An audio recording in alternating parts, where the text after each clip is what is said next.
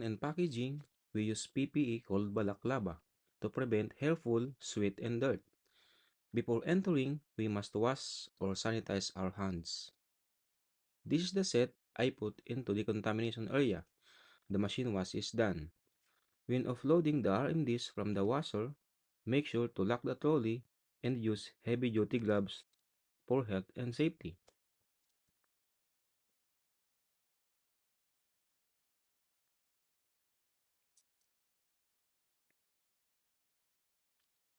To avoid any injuries when we place the set into shelves, make sure the heaviest set put in front of you.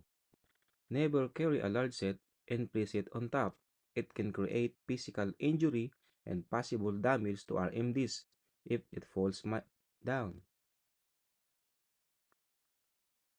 Before inspection, we must ensure to use the Medi-wipes to remove foreign material and to clean the table. Now I start to inspect my set. Scan the barcode attached to the tray.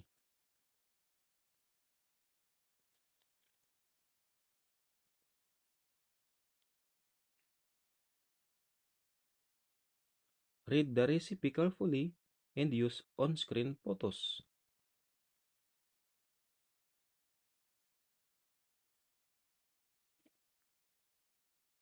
Unload the instrument from tray and arrange into by group of instrument types. Check all instruments individually for cleanliness, functionality, correctiveness, and completeness. In the event of contamination, return the complete set to the decontamination area and follow the internal rejection scanning.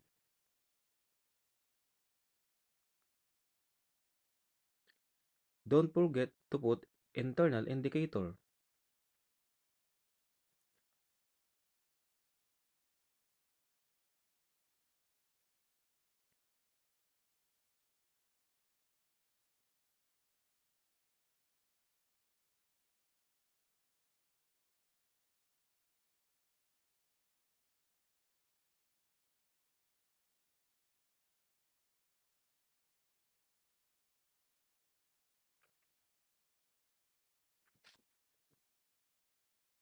All sharp items must be put tape protector or place it into stir pouch to avoid injury.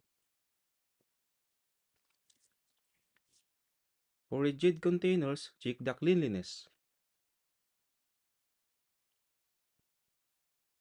This is the recipe.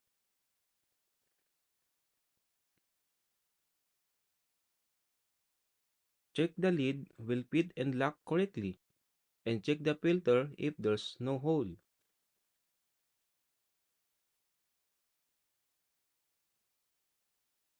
Before closing the lid, don't forget the quick checking.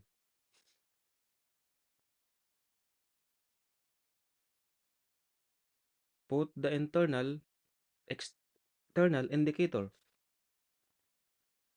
or steam arrows